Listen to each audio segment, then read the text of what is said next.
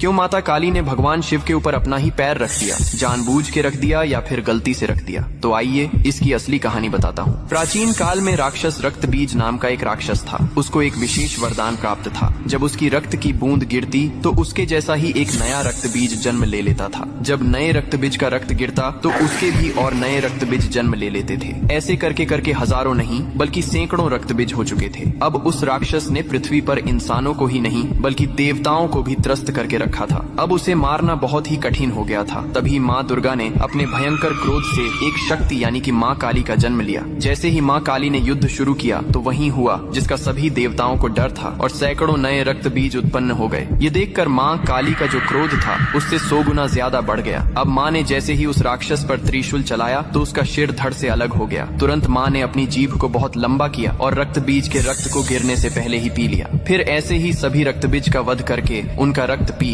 कर उनका क्रोध अब 100 गुना से 200 गुना बढ़ गया था। धरती कांपने लगी थी, समुद्र मथने लगे थे, देवता भयभीत होकर इधर उधर भागने लगे थे। तब देवताओं ने भगवान शिव से प्रार्थना की, हे महादेव, आप ही माता काली के संताप को शांत कर सकते हैं। शिव ने देवताओं की पुकार सुनी और माँ काली के सामने युद्ध भूमि में पहुंच गए। लेकिन माँ अपने तांडव में इतनी लीन थीं कि उन्होंने शिव को भी नहीं देखा। तभी भगवान शिव ने स्वयं माता के चरणों में लेट गए। जैसे ही माँ काली का पैर अनजाने में शिव के सीने पर पड़ा, तुरंत उनका क्रोध शांत हो गया। उन्होंने नीचे देखा तो अपने प्रिय पति शिव थे। यह देखकर उनकी जीभ शर्मिंदगी से बाहर निकल आई। इसके बाद शिव ने मुस्कुराते हुए कहा, हे माँ, तुम्हारा यह रूप सृष्टि के संतुलन के लिए था, लेकिन यह रूप अब धरती पर बहुत धाम से पूजा जाएगा। यही कारण है कि तस्वीर में और मूर्तियों में माँ काली को शिवजी पर खड़े हुए दिखाया जाता है, जो